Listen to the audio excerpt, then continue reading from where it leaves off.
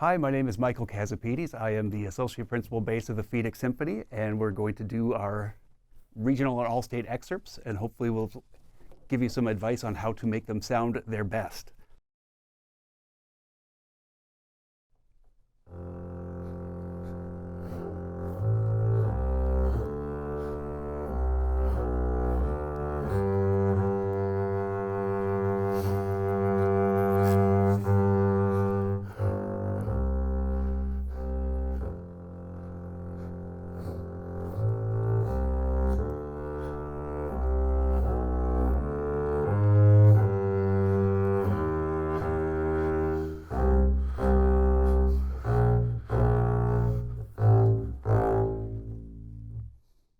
Start with the very first excerpt, which is Brahms.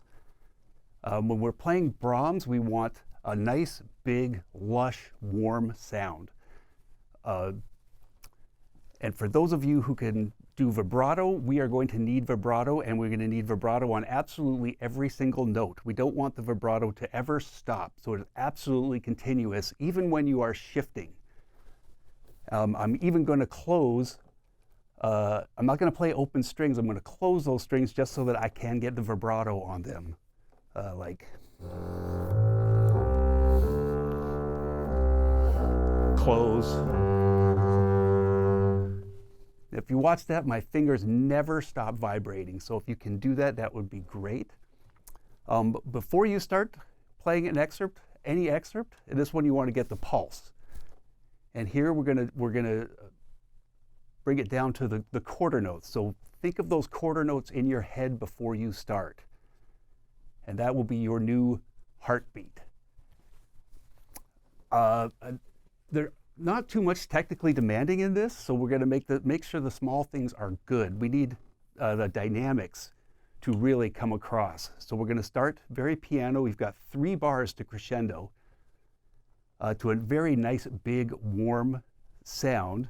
Then there's only 1 bar to diminuendo. So you need to make your diminuendo all the way back down to piano when we get back to the low F. Also in the 4th bar of this, I played the bowing. That's an option. It helps with my diminuendo, and it helps me keep it long and so I don't get anything too separated. The last thing I will say about this is at the end, in bar 190, the last note should not be slurred. The E flat should not be slurred to the C. The C should be articulated so that each of those dots are going to be the same length, each of the quarter note dots. So we have separate.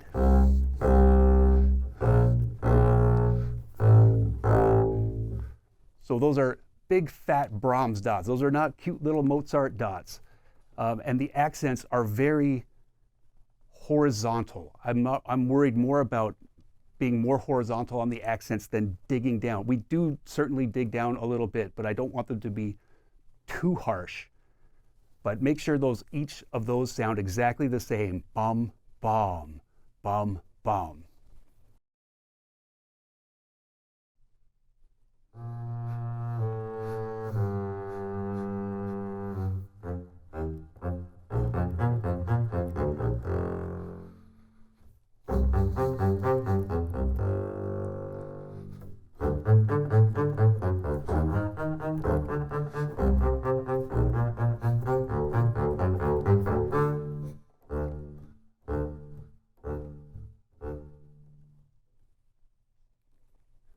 The second excerpt is the Haydn. This is classical style. So we want very clean, articulate, elegant playing. For example, the 3rd bar, the 8th notes. We want those 8th notes to be very light before we get to the forte. And we want to make sure that we don't give any crescendo to that bar. We want that forte to come out of nowhere. It doesn't have to be a big accent forte, just suddenly forte. The long notes, bar 61, bar 63, those need to have decay. We want the front of the note to really speak, and then,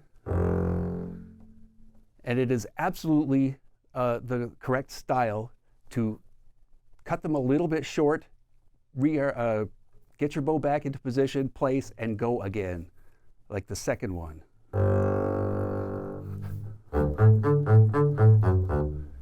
See, I took a lot of time after the end of that note. The sforzandos that come later, we don't want those to be too aggressive. Definitely give them a little extra vertical into the string, but they do not have to be big violent Beethoven sforzandos. And also when those sforzandos come, you can bow it however you like. You can do 2 ups or you can do it as it comes. It doesn't matter, whatever is going to make you sound good. I would practice them both, be prepared to play them both ways, but whichever is better for you, that's the way you play it in the audition. So you can have with 2 ups or just as it comes. It is up to you. Also very curious, the very last note in the score is a quarter note. Here it's written as an 8th note. And again, we're going to have different judges. So play what is on the page. Play that as just play that as an 8th note.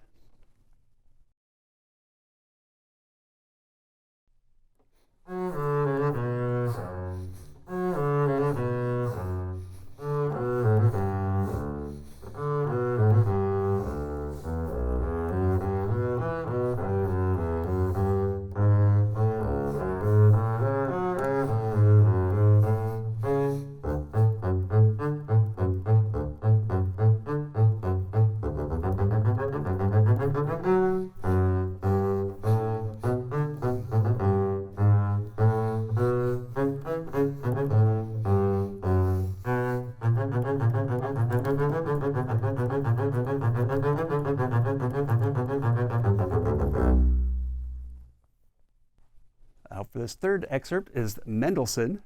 When we play Mendelssohn, I like to think of it more as Mozart, a little lighter and more elegant also.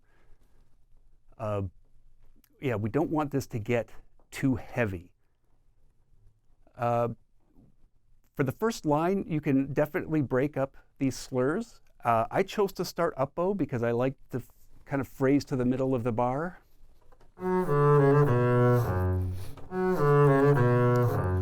You can certainly start down bow if you prefer. Again, whatever makes you sound better, do that for the audition. You're behind a screen, so nobody can see what bowing you're doing. So do what's comfortable. Practice both. Again, in the first bar, I've been experimenting with what was the best fingering to do, and I really thought playing the second finger on the D allowed me to make the smoothest shift. Shifting to the 4-4 is a longer shift, so I want to keep a little more economical with my movement. Not bad, but I can make that a lot clearer. Again, what fingering you decide to use is up to you. But again, it's just whatever you can make sound better. The second one, I tried all kinds of different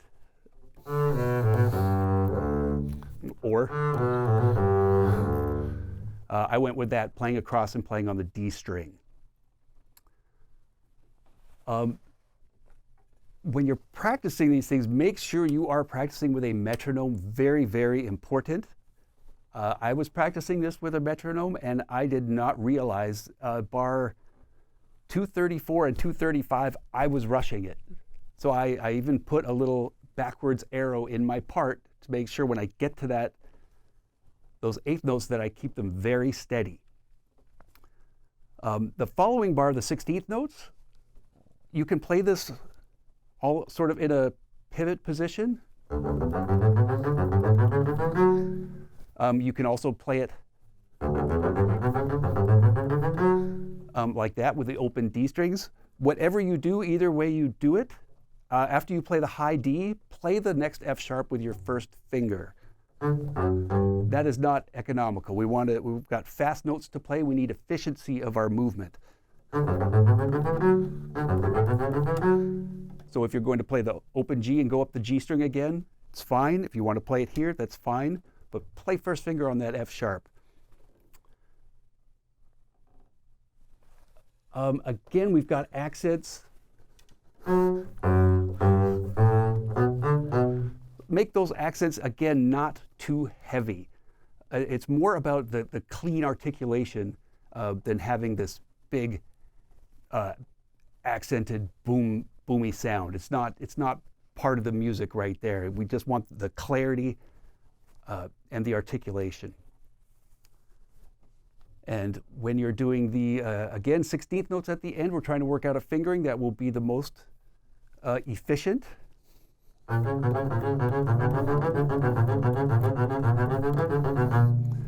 I don't really see any other option besides that. If you want to try and work out some across the string thing that you will sound good doing, then do it. And I would just say keep up your dynamic all the way to the end. I know the last note is a big fortissimo, so if you're doing spiccato, I hope you're doing spiccato. As you go to the thicker strings, you might need to get a little more vertical with your bow. On the G string, we have a little less resistance, so we're slightly more horizontal with the bow, and as we get to the thicker strings, they need a little more vertical, just to make them all sound even. And that is what we are going for. We want evenness of the notes. I want all the 8th notes to be the same length. I want all the 16th notes to be the same length, the quarter notes to be the same length.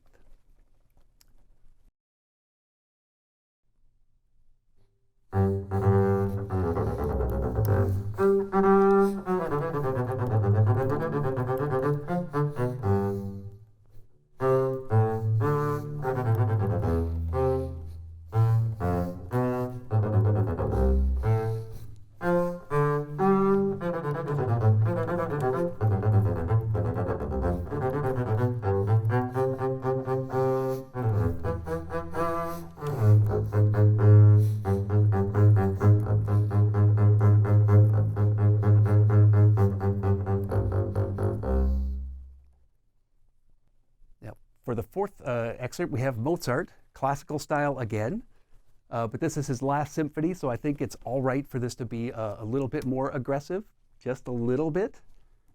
We still want the front of the note to be very clean. For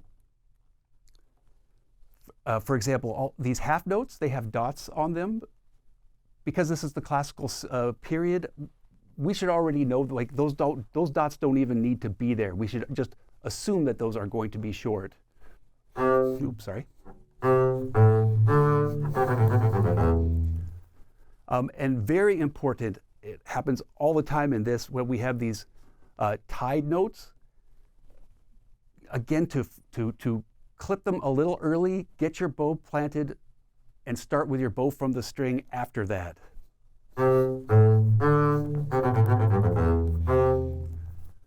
If I don't, it's going to end up messy like that. So absolutely fine to take that time. It is actually the correct style, and we want that. Again, before you start, we're going to break it down to those 8th notes. That's our pulse. So think about those 8th notes before you start. And then we can have those pulsing in your brain when you start the beginning of the excerpt. Again, we are going to need very efficient movement because we have a lot of running 8th notes. Very important when we're doing this not to have our fingers flying around. I really want your hand to be very compact, making very quick shifts, and not picking your fingers. We can't have flying fingers. The fingers start to fly around. We lose the clarity and just the ability to play these things at that tempo.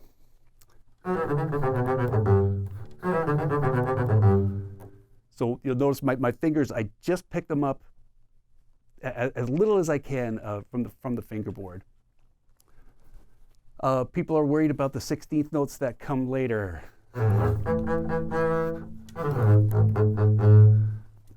Don't worry too much about them if you can't make them come out. What's really important is that we keep the rhythm, we keep the tempo, we keep chugging right along. So what matters is that the first note comes and that we land on the next note on the beat.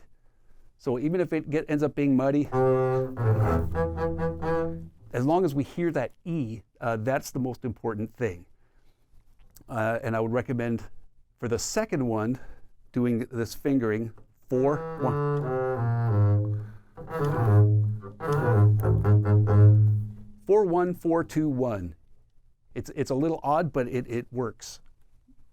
And that's the most important thing. And at the end, it's really nice if after the sforzando, again, it's a long note, so we're going to taper it. It's nice if we can bring it down just a little bit and have a nice crescendo through it, especially when we have these repeated A flats. We don't want those notes to be all exactly the same. They're going to be the same length, but it's nice to grow them so we have a little direction. So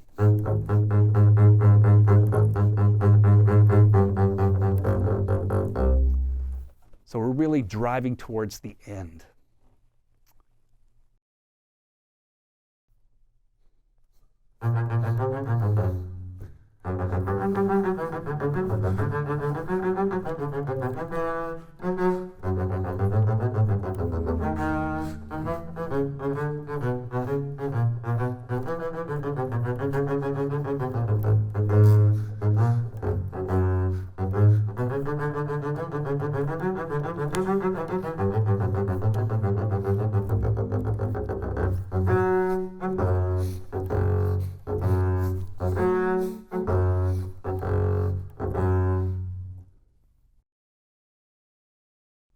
Our final excerpt is Beethoven's Ninth Symphony, his final symphony. So again, we have a classical period, but this is sort of later classical, so we can be a little bit more aggressive. What matters most is that we have a nice, clean articulation. Again, we want the front of the note to pop. Again, the first thing I do is try to get the pulse. Unfortunately here, the tempo is not 84. I wish it was, but it's more like 126 to 132 in that range, as you just heard. And the other error that we need to just get out of the way here is bar 14. The final note, the last note of that bar, should be another D natural. It is not a C sharp. So that's just a little misprint here. Now we can have those sforzandos be a lot more aggressive, particularly the ones that come later, and they're coming on an up bow. So we really need to dig those out with an up bow. Not the easiest, but when those really pop out, that's really what makes a difference between a really good performance and one that's mediocre. At the end, when we're playing these F sharps, just make sure you're not doing a giant shift from there to there. Make sure we play the F sharps all in position. And again, we have, like the other excerpts, we have tied notes. Come off the tied notes, get your bow planted, and then go. Whoops. I did that a little slower, a little under tempo, just to demonstrate, but plenty of space in between those is absolutely the style. And we can absolutely release those long notes as well. This makes sure the front of the note is big, and then it has a little decay to them. Okay, well, thank you for watching. Just make sure when you're playing at the audition that you take your time, relax, get those tempos in your head set before you start, and take as much time as you need in between. And good luck. I hope you do well. Thank you.